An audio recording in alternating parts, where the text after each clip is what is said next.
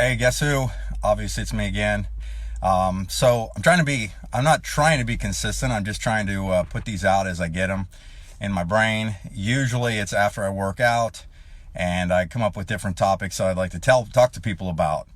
So today's topic is never quit on a bad day. Okay. This was something that I had to learn a long time ago because it shouldn't be hard to figure out, but I want to kind of peel the onion back a little bit on this. But when people are looking, or when you're doing anything, you're going to, like I said in the last couple videos, you're going to run into adversity. You're going to have to be an overcomer. And one of the things that I've seen that has the biggest impact on people is they get so emotional about stuff a lot of times that they let their emotions move them where they want to be. Okay. Like I'm emotional. I have my ups and my downs, and most people that I see that fail in business and fail in life, their emotional quotient looks like this. It spikes way high when they're excited about something or something goes good. And when they have any kind of adversity, it plummets to the bottom. And then when they have anything that works good, it goes all the way to the top, and then it goes down to the bottom, and it goes all the way to the top, and then it goes all the way to the bottom. What I had to learn how to do to keep from, basically losing it was you have to learn how to control your emotional quotient and keep it kind of like this. Okay. Like if it was a scale of 0 to 10, your meter, you want to try to stay in the 4 to 6 range on everything.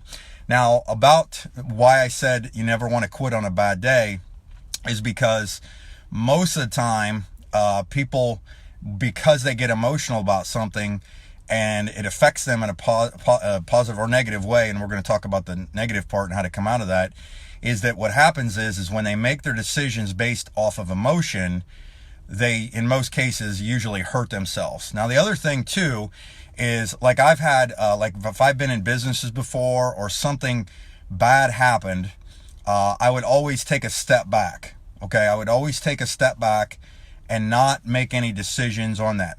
The other thing I had to learn, this is a rabbit trail on this topic, but the one thing I also had to learn how to do was not answer my phone when I was in a bad mood either, or if something had gone wrong. Like, you guys have to remember you can use your voicemail. I made a decision to not be a slave to my phone, because a lot of times if I'm in a hurry or I'm doing something and somebody calls me that's important to my business, but I'm in a hurry mood or a bad mood and I don't think about it, I'll answer the phone. It'll be short, it'll be abrupt, and so on. And this person gets offended by it. They get in trouble, they get in trouble, or they get disgruntled by some of the calls that I've done when I've done stuff like that. Okay. So anyhow, let me get back on topic. Why I said never quit on a bad day. Now, the other thing I learned how to do is you'll have bad days occasionally, but you should just look at them as bad moments instead of putting it all in a bad day. Like, no matter what, always figure out what went right that day and focus on that. Now, the other thing too is the one thing that I also try to keep as a habit, a consistency, is if I stop for the day, or if I stop in a workout, or I stop doing something that's moving me forward, I always stop it on something that I'm doing that's positive. Like a lot of times, you have to make phone calls. Like I'll make phone calls in my business, right? So my goal is to maybe make 5 to 10 calls, or make contacts and pitch them on my business or whatever, or not pitch them, but get them, introduce them. And I never stop on a negative. Okay. Like if somebody was rude to me on one of my phone calls, I always will call somebody and keep calling if I have to talk to somebody that's positive. Okay. Because a lot of times what happens is when you get that offense, or you get that something that bad happened, you dwell on it. I mean, why do you think the Bible says, like, if you're, it says, don't let the sun go down on your wrath, kind of thing? It's because it can carry over. And that's what the hard part is. Like, a lot of times when I go up and I play racquetball, like I play racquetball by myself all the time. And I reference racquetball all the time. But because I like the sound of it smashing against the wall. It takes out aggression. It's fun and so on. But like if I'm about finished with what I'm doing, I actually never leave the court unless I've hit a good shot. I know that sounds kind of strange, but I will hit that ball, because if I'm getting tired, a lot of times I won't get my feet set and I'll skip it into the ground, or I'll hit one off the ceiling, or I'll just whiff it, right? But what I do is my favorite, they call it a roll out blue, is where you smash that ball and it only comes off the ground about an inch or so and just rolls out. Like, I keep hitting that ball until I get that shot done. Then I walk off the court. Same thing with like a workout.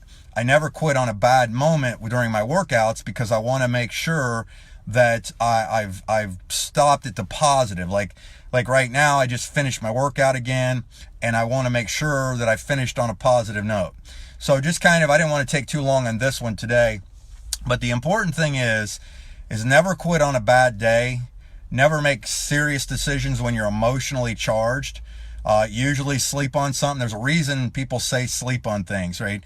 Well, just sleep on it. Don't make an like that kind of thing, because you have to learn to keep that emotional quotient like this, as opposed to spiking real high, spiking real low, and so on. Like I've lost thousands and thousands and thousands of dollars of monthly income because I made rash decisions and I was emotionally charged when I did them. So I'm just cautioning you to not do the same. So never quit on a bad day. Keep your emotional quotient in check. And then, just start to begin to practice that activity, and you're going to see that your results over a long period of time, even within 20 to 30 days, you're going to see that everything starts to move and trend upward for you because you did that. So anyhow, thanks again for being on here. Peace out, and I will see you on the next videos. Thanks.